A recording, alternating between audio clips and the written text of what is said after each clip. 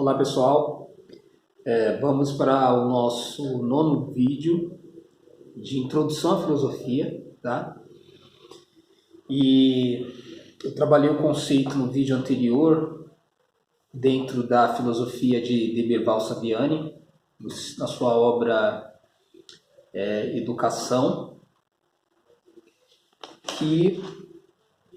na verdade a obra é Educação Brasileira, e eu trabalhei o conceito de radical e agora eu vou para o conceito de rigorosa, tá? Então vamos lá. Em que sentido a filosofia é rigorosa? Interessante esse conceito. Os filósofos desenvolvem um pensamento rigoroso, justificado por argumentos coerentes em suas diversas partes. O uso da linguagem rigorosa evita as ambiguidades das expressões cotidianas, o que permite a interlocução com outros filósofos a partir de conceitos claramente definidos. Então, olha só que interessante essa primeira colocação. A filosofia, por natureza, ela se justifica por argumentos rigorosos, coerentes. Eu já vi muitos alunos e muitas pessoas falarem assim: a filosofia é a minha opinião. Não é a sua opinião. A não ser que você seja um escritor, tenha feito um estudo, mesmo que você não seja um escritor e esteja se valendo de ideias de outros, você precisa conhecer o máximo possível essas ideias, esses conceitos, para que você possa depois defendê-los com autoridade, inclusive citar essa pessoa, esse autor que você se baseia. Mas é importante que você tenha não apenas uma opinião, mas que essa opinião seja embasada, enviesada em um estudo, numa investigação, em um autor. E isso é rigor. Então a filosofia, por excelência, ela é rigor, tá? E ela vai evitar ambiguidades de expressões cotidianas, porque os filósofos, eles procuram ser muito precisos nas palavras e nos conceitos que eles estão se referindo. Eles não vão ficar com essas ambiguidades do senso comum. Então você tem que ter muito cuidado, o filósofo, ou se propor ser filósofo, você tem que ter muito cuidado com aquilo que você fala, e você tem que de alguma forma provar e demonstrar aquilo que você está defendendo. Então isso é próprio da filosofia. Por isso que ele coloca aqui, por isso criam expressões novas e alteram o sentido das palavras usuais.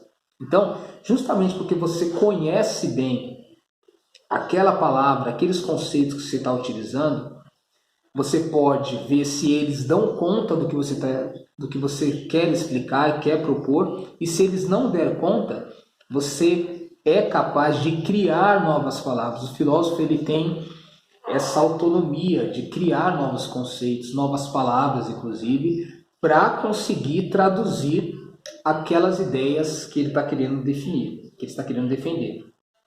E aí, aqui como exemplo, o termo ideia no grego arcaico, eidos, forma, que significa forma, significava a intuição sensível de uma coisa, aquilo que se vê ou é visto. Mas Platão criou o conceito de ideia para referir-se à concepção racional do conhecimento, a forma imaterial de uma coisa. Para ele, as pessoas e as coisas belas são percebidas pelos seus sentidos, mas a beleza é uma ideia pela qual compreendo a essência, ou seja, aquilo que faz com que uma coisa seja bela. Então, olha só que interessante. Platão, ele vai trazer uma ideia, falando de um conceito Platão que é a ideia, que é a forma, que é o eidos. No caso aí que o Demerval cita, a questão da beleza, Então, Platão entende o seguinte: a beleza, ela é uma ideia, geral, que está no mundo das ideias, que está num campo suprassensível, para além dessa materialidade sensível, trivial, cotidiana que nós nos encontramos, tem o mundo das ideias, em que lá tem a forma, o eidos da beleza. E essas belezas que nós vemos no mundo, nas pessoas, nas coisas, na arte, na verdade, essas coisas participam da beleza, mas elas não são a beleza em si, porque a beleza em si, ela está lá no mundo das ideias. Como de alguma forma nós fazemos referência àquilo que aquela coisa contém de participação dessa beleza, a gente sabe que existe uma beleza em si. Então isso, por exemplo, é um conceito Platão do que seria a ideia de belo, o conceito de belo. Então, a gente está, de alguma forma, pelo menos um pouco estudando Platão para definir um pouco o rigor da filosofia. Então, o termo ideia não é apenas um conjunto de informações sobre alguma coisa. Para Platão, é um conceito da sua filosofia que significa a essência das coisas, como a essência da beleza, como eu expliquei agora com a questão, né, da beleza, estando de repente num mundo deslocado, mas que justifica as coisas triviais nessa nossa realidade. Ok? Então, depois eu vou passar para o último conceito do Demerval, que é a questão de conjunto. Tá bom? E aí a gente encerra esse primeiro momento de introdução à filosofia. Até lá!